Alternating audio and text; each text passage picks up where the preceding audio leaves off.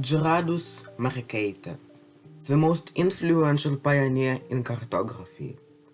He has made some of the most major advancements in the field, most notably the Mercator projection.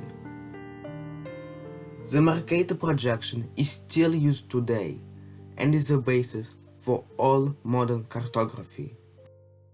The Mercator projection is a way to project the spherical Earth onto a rectangular map, resulting in the most geographically accurate image possible. Gerardus Kramer, now known as Gerardus Mercator, was born in Rupelmonde, Belgium in the spring of 1512. Though he was born to a poor shoemaker, he eventually became famous for his exploration in the frontier of cartography. In 1530, Mercator studied at the University of Louvain. Though he learned philosophy at first, Mercator studied mathematics under Gamma Frisius in 1534. The mathematics Mercator learned will help him in the studying of geography. Mercator will later write, "Since my youth, geography has been for me the primary object of study. When I was engaged in it, having applied the considerations of the natural and geometric sciences, I liked, little by little, not only the description of the earth, but also the structure of the whole machinery of the world, whose numerous elements are not known by anyone to date."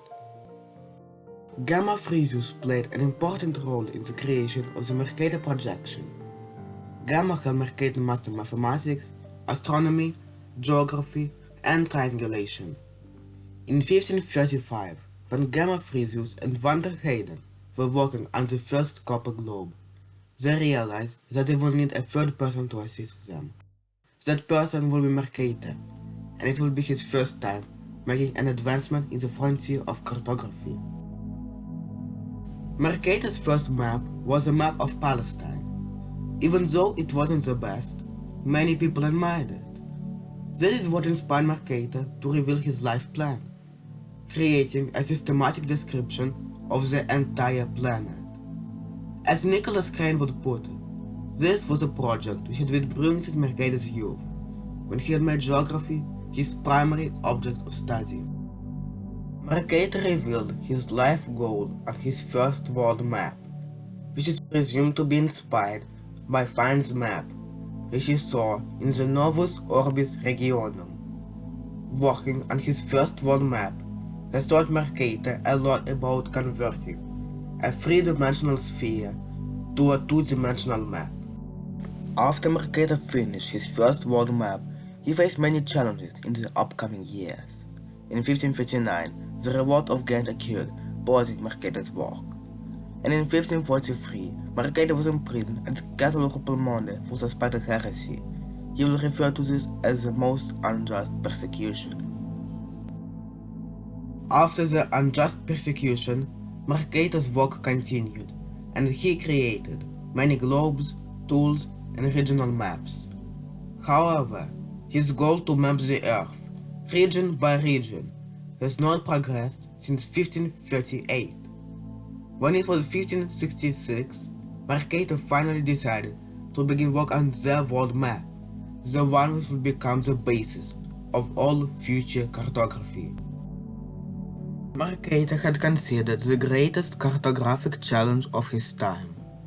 How could the course of a ship following a constant compass be represented as a straight line on a map, which had been constructed on a grid of latitude and longitude?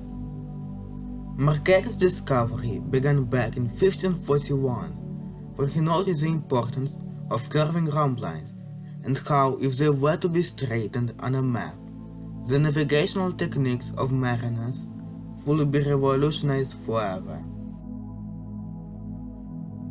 20 years prior to this, in 1546, Mercator has written to his friend Antoine Perronet, "I had to wonder how it could be that ship courses, when the distances of the places were exactly measured, at times shows a difference of latitude greater than it really is, and at other times, on the contrary, smaller, and again frequently upon a correct difference of latitude for the places in question.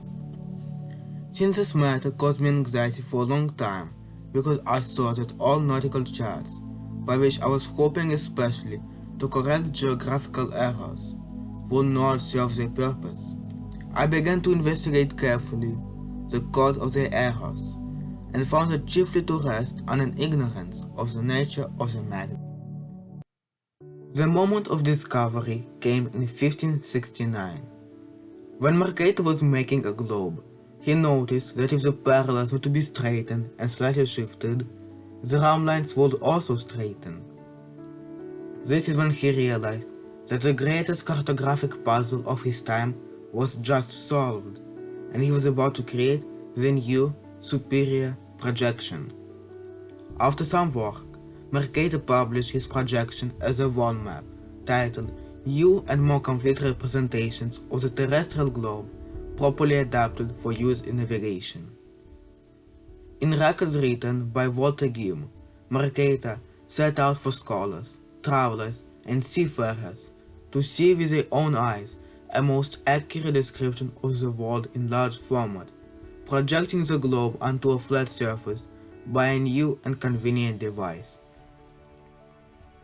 Mercator's new world map, unlike his first, had no geographical interruptions, so even though it had distortions towards the pole, his new projection would become the one which could be interpreted geographically, and the one which will become the new projection of the Earth. The Mercator projection impacted the lives of many, all the way since it was being developed.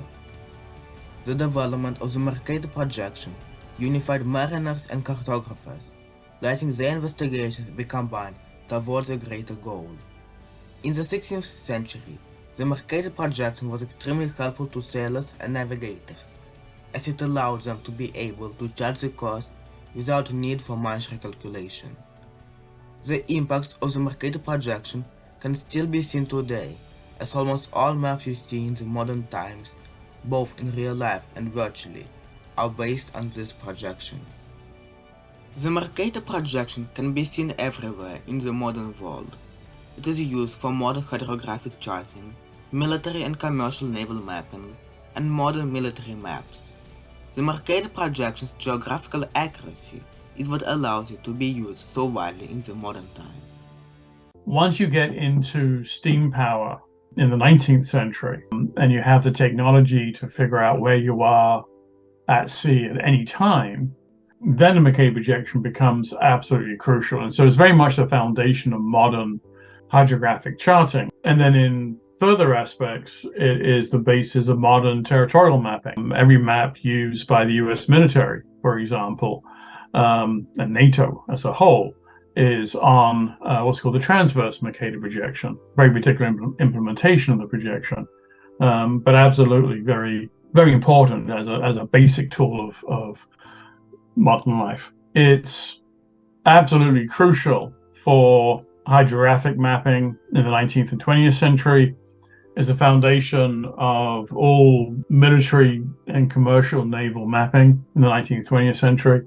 And in the transverse aspect, where rather than imagining the cylinder wrapped around the equator, you wrap it around a meridian going from pole to pole. Transverse Mercator, that's the foundation of almost all modern NATO military mapping. While some could make a claim that there were more important advancements in cartography and navigation, such as the compass or the astrolabe, no invention created before the introduction of the Mercator projection allowed people to plot a straight route and greatly simplify the need for calculating trajectories. Meanwhile, many advancements in cartography of that time came from explorers discovering new lands during the time period known as the Age of Exploration. Mercator's advancement was far more impactful, as it allowed a sophisticated way to chart all of the already known land and make it easier for new lands to be discovered. Mercator has provided an enormous contribution to the frontier of cartography, and he will be remembered for his revolutionizing discovery. Though he has never been to sea, Mercator has advanced sea travel forever. Mercator's hard work and true dedication has made him the most notable pioneer in the frontier of cartography.